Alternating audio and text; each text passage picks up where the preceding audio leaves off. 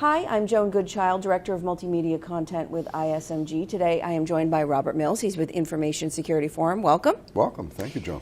And so tell me a little bit about ISF before we get into it. Sure. Very briefly, the ISF, we were founded in 1989. We are a member-owned organization. We're currently owned by 460 of the world's leading organizations, and we provide three things for our members. We provide research, we provide tools and methodologies, and we provide the ability for them to network and collaborate and share information. We do this in and around the information security and risk management space. And so, obviously with the research and the work that you do with members, it's about forward thinking, trends. So today we're talking about trends and what security industry professionals are thinking about going into 2018. We hear a lot, obviously, about GDPR. A lot of concern about that. It's coming up in less than a year. What are some misconceptions and things that you're hearing from members about it? Yeah, it's a great question. And certainly here in North America, a lot of organizations think it doesn't apply to them. And if they are multinational and they are holding EU data, it does apply to them. So that would be the first misconception I would want to highlight to your readers.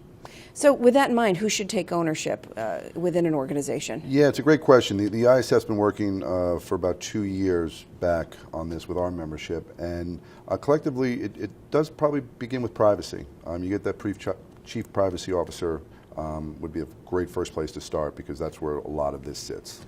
So that's one of the recommendations, a chief privacy officer.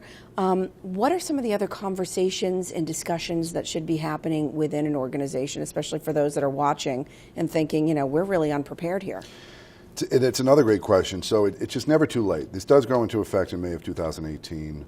Have those conversations now. Pull in as many different business leaders, technology, lawyers, get everybody in the same room and have those conversations now to prepare. It's never too late. And we found that organizations are doing that on a daily basis. And because what are the implications here? We're hearing a lot about fines and stuff. I mean, what is really the uncertainty and, again, the implications for if you are not ready and cannot comply? Yeah, so in these trends we talk about at the ISF, one is regulation, and that's government. And for years that hasn't really been an issue. And the reason's not because governments aren't doing the right thing. It's because by the time legislation actually does get pushed through, it's obsolete. This is not the case here.